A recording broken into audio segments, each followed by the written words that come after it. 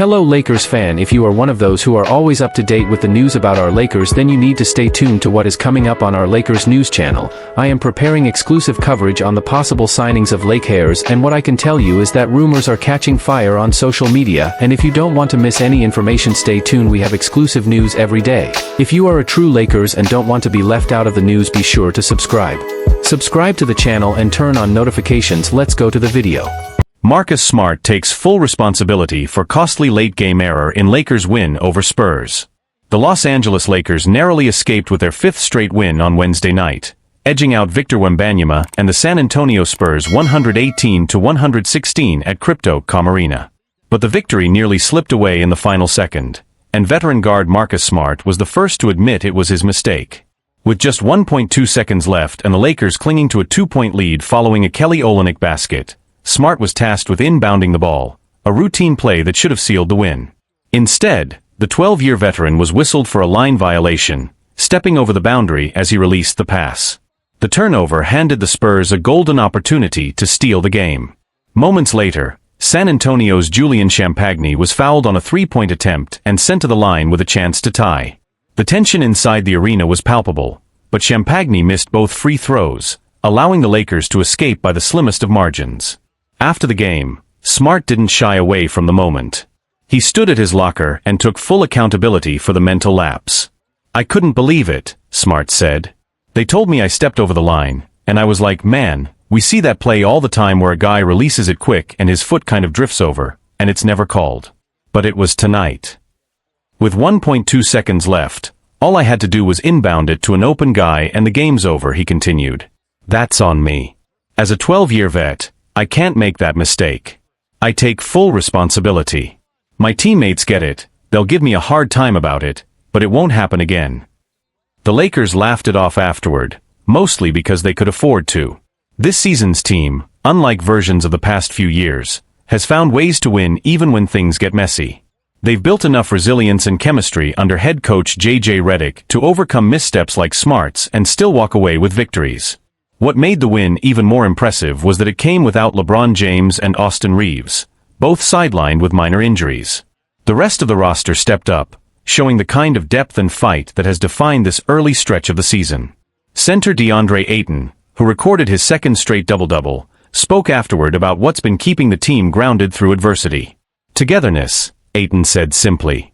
"No matter what's thrown at us, injuries, calls that don't go our way, whatever, we stay connected. That's what's carrying us right now. Games like this, when it's close and tough, they show who we are." That mentality has been Redick's message from the start: defend hard, trust one another, and never lose composure, even when things go sideways. Wednesday night was proof of that philosophy. The Lakers didn't play a perfect game. They nearly gave it away. But they found a way to win anyway, and in the long run, that kind of poise might mean more than any clean, comfortable victory. For Smart, the lesson was simple: even veterans have moments to learn from. For the Lakers, it was another sign that this group, flawed as it may be, is starting to believe in itself. The play itself quickly became a talking point across the league, not because it changed the outcome, but because it underscored how even experienced players can slip in high-pressure moments. Analysts on post-game broadcasts noted that Smart's reaction, immediately owning the mistake, spoke volumes about his maturity and leadership. Inside the Lakers' locker room, teammates didn't hesitate to back him up. Kelly Olynyk, whose late basket set up the final possession, said that moments like this are part of what keeps a team grounded. "Marcus has been around long enough to know how to handle it," Olynyk said. "Nobody's perfect, but the way he took responsibility right away, that's leadership. You move on and get ready for the next one." Head coach J.J. Redick echoed that sentiment, saying he had no concern whatsoever about Smart's decision-making. "He's been in too many big games to let that stick with him," Redick said. "Those end-of-game moments are chaotic. He made the right read, it was just an unfortunate technical call. What matters is that he was out there leading, defending, and setting the tone for us." Redick's approach, emphasizing accountability without blame, reflects the culture shift the Lakers have undergone since his arrival. The team has been playing with more energy and communication, even while missing key players like LeBron James and Austin Reeves. Smart's mistake, if anything, became another bonding moment. Players could laugh about it afterward because they trust each other, and because they know they're finding ways to win even when not everything goes right. Still, the victory wasn't without its lessons. The Lakers nearly surrendered a comfortable lead in the final minute, a familiar issue from past seasons. Turnovers and missed assignments gave San Antonio life, and if not for Champagne's missed free throws, the ending might have been very different. DeAndre Ayton addressed that concern after the game, acknowledging that the team still has room to grow when it comes to closing games. "We've got to be sharper late," Ayton said. "We let them hang around. Good teams finish better than that, and that's the next step for us. But at the same time, I love how we responded. Nobody panicked." The Lakers' ability to stay composed without their two biggest stars is perhaps the most encouraging sign of all. It showed that the roster depth, from role players like Olynyk and Smart to younger contributors off the bench, is beginning to find its rhythm. In many ways, Smart's late error and immediate accountability captured what's been different about this Lakers group. They're not perfect, but they're resilient. They make mistakes, but they own them. And above all, they trust that their collective effort will outweigh any individual misstep. As Smart himself put it, you take it on the chin, you learn, and you keep going. That's what being a pro is about. For the Lakers, that mindset may prove even more valuable than their current 5-game win streak, because it's the kind of foundation that lasts long after the standings change. DeAndre Ayton on how the Lakers overcame injuries to start the season 7-2. The Los Angeles Lakers have faced almost every kind of obstacle to start the season, from injuries to lineup shuffles to new chemistry challenges. But none of it seems to matter. No matter who's on the floor, the team has found a way to compete, defend, and win. That resilience was on full display Wednesday night against the San Antonio Spurs. In a tense back-and-forth battle that came down to the final seconds, the Lakers held on for a 2-point victory, their 5th straight win. And once again, it was DeAndre Ayton setting the tone inside with his 2nd consecutive double-double. After the game, Ayton summed up what's been holding this group together through all the adversity. "Togetherness," Ayton said. "That's what it's been about since day one. We didn't let the environment or the officiating get to us. We stayed locked in and stayed together. That's the biggest thing, especially when you're in close games. When things don't go your way, you've got to stick together." Ayton said that focus and unity helped the Lakers maintain composure in the closing moments, even as the game hung in the balance. "You've got to stay solid," he explained. "Even when things start going your way, you've got to stay disciplined, limit the fouls, stay within the plan, and finish strong. When you've got two great teams battling, that's what it comes down to." The Lakers were once again shorthanded, playing without Austin Reeves for the 2nd straight game and still waiting for LeBron James to make his season debut. But the absences didn't stop them from finding contributions elsewhere. Marcus Smart delivered his best game as a Laker, scoring 17 points along with 5 rebounds and 5 assists, while several role players stepped up on both ends. Ayton credited head coach J.J. Redick for keeping the team unified through the constant changes. "I've got to give J.J. credit," Ayton said.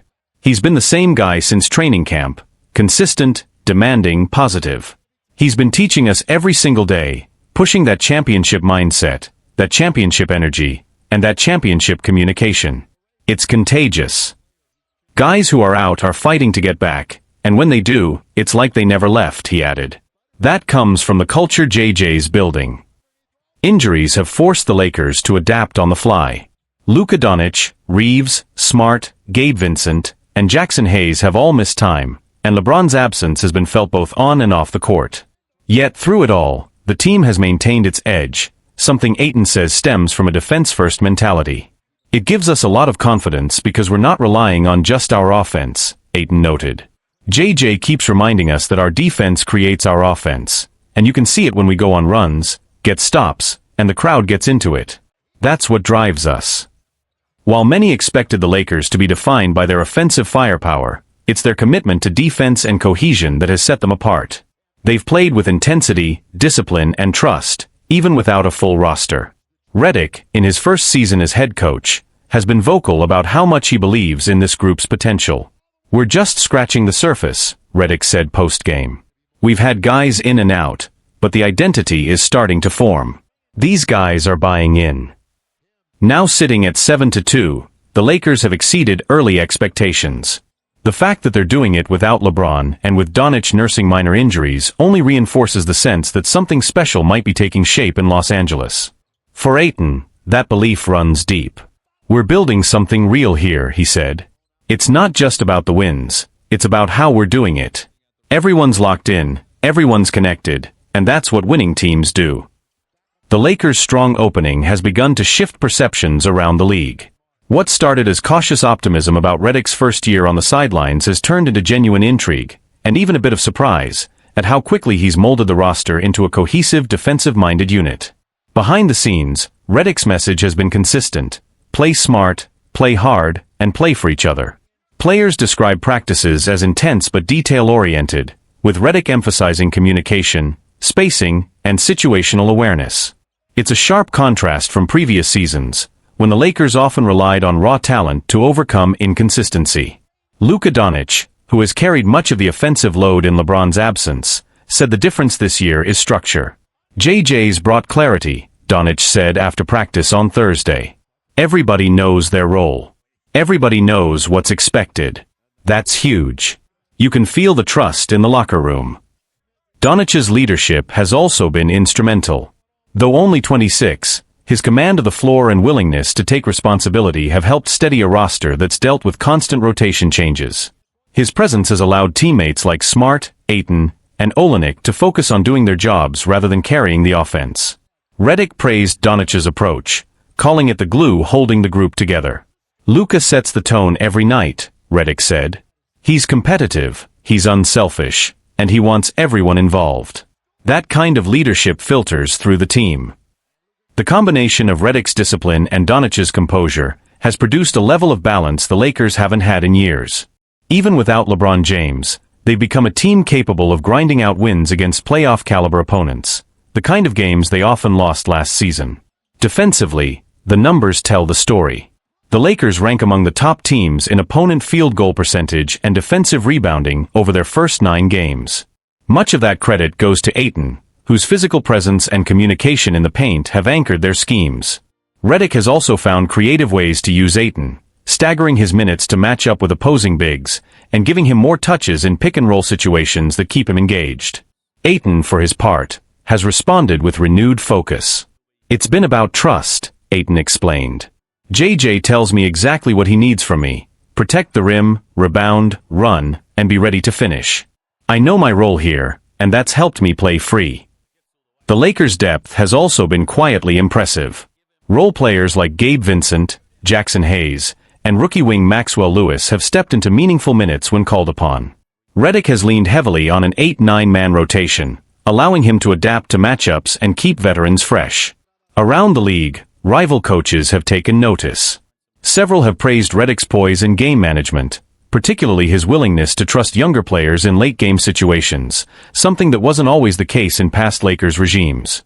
Yet, Redick insists the job is far from done. "We've had a good start," he said, "but we've also left wins on the table. The challenge now is to sustain it, to stay healthy, stay disciplined, and keep improving." With LeBron expected to make his season debut in the coming weeks, the Lakers' potential ceiling is drawing attention. The idea of combining James' experience and playmaking with the discipline and defensive commitment this group has developed could make Los Angeles one of the Western Conference's most dangerous teams by mid-season. For now, though, Redick and his players are keeping their focus on the present, on building habits, stacking wins, and continuing to prove that this early success is no fluke. As Ayton put it after Thursday's practice, "It's not about who's missing, it's about who's here. And whoever's here, we're going to compete. That's what's making this team different." Stephen Curry praises LeBron James' relentless work ethic. The way LeBron James cares for his body, maintaining peak performance into his 22nd NBA season, has become almost mythical. Stories about his off-court investment in training and recovery have circulated for years, but the results speak for themselves. LeBron remains an all-NBA performer, still setting new standards of longevity, now preparing to become the first player ever to reach a 23rd NBA season. For Stephen Curry, that legend was something he had only heard about, until the summer of 2024. Curry and LeBron share one of basketball's greatest rivalries. From their 4 consecutive NBA Finals clashes between 2015 and 2018 to countless playoff duels since, their battles have helped define an era. But it wasn't until they became teammates on Team USA during the Paris Olympics, leading the United States to gold, that Curry got to witness LeBron's process up close. Speaking on the Mind the Game podcast with Steve Nash, Curry described what it was like to finally share a locker room with the Lakers superstar, and to see firsthand what separates LeBron from almost everyone else in the sport. "We've always motivated each other," Curry said. "But last summer, during the Olympic run, we finally got to share the same locker room. I'd always heard about his work ethic, the time, the discipline, how he treats his body, but when you actually see it, it's different. Nobody could beat him to the gym in the morning. There's an energy there, like everyone just understands. This is what greatness looks like. We didn't even have to talk about it. It was unspoken. I learned right away not to take anything for granted. There's no accident in being who you are, not with that kind of dedication. It taught me to keep finding ways to be the best version of myself." Coming from Curry, a player whose own career has been built on discipline and persistence, overcoming early ankle injuries to become one of the greatest shooters in NBA history, that kind of praise carries real weight. It's a testament to LeBron's relentless preparation and how it continues to inspire even his fiercest competitors. As LeBron works toward another return from rest and minor ailments, the Lakers know one thing for certain: he's putting in the hours, the same way he always has. J.J. Redick sees grit and growth in the Lakers' new identity.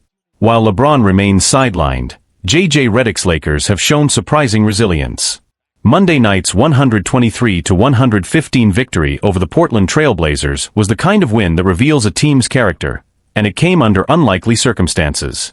Without LeBron James, Luka Doncic, or Austin Reeves, the Lakers' backcourt was reduced to Nick Smith Jr., Marcus Smart, and Bronny James Jr., a lineup many saw as too thin to compete.